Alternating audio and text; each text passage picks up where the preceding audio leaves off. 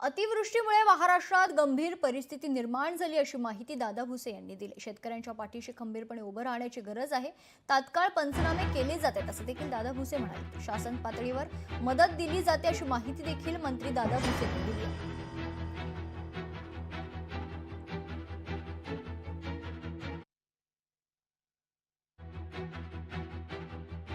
अतिशय गंभीर परिस्थिती अतिवृष्टीमुळे महाराष्ट्रामध्ये निर्माण झालेली आहे। त्यातल्या त्यात मराठवाडा या भागामध्ये कदाचित गेल्या 75 वर्षात झालेला नाही एवढ्या मोठ्या प्रमाणात पाऊस अतिवृष्टी त्या ठिकाणी झाली। अनेक लोकांचं जीवित हानी पण त्या ठिकाणी झाली। गुरंढोरं वाहून गेली, काही ठिकाणी घरांचं नुकसान झालंय। त्याच्यासोबतच मोठ्या प्रमाणात शेतकरी बांधवांचंही नुकसान त्या ठिकाणी झालेलं आहे।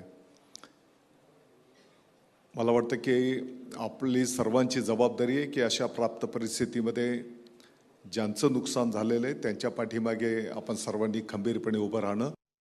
या संदर्भामध्ये शासन पातळीवरनं यापूर्वीच्या काळात जे काही पंचनामे सादर करण्यात आलेले होते त्याचं 100% रक्कम जिल्ह्याला प्राप्त झालेली होती आणि 8 दिवसाच्या आत ती रक्कम संबंधित शेतकऱ्यांच्या लाभार्थ्यांच्या खात्यावर वर्ग करण्याचे पण आदेश त्या ठिकाणी देण्यात आलेले आहेत। स्वतः माननीय मुख्यमंत्री महोदय, माननीय उपमुख्यमंत्री महोदय, सर्व मंत्रीगण, सर्व सन्माननीय खासदार, आमदार, स्थानिक पातळीवरचे लोकप्रतिनिधी असतील, सर्व प्रशासनाचे अधिकारीगण असतील, आपण सर्वजण अशा प्राप्त परिस्थितीमध्ये तिथं पाहणी करतो आहोत।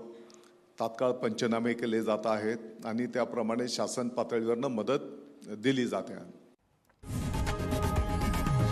लोकशाही मराठी ऐका, पहा, जागरूक रहा।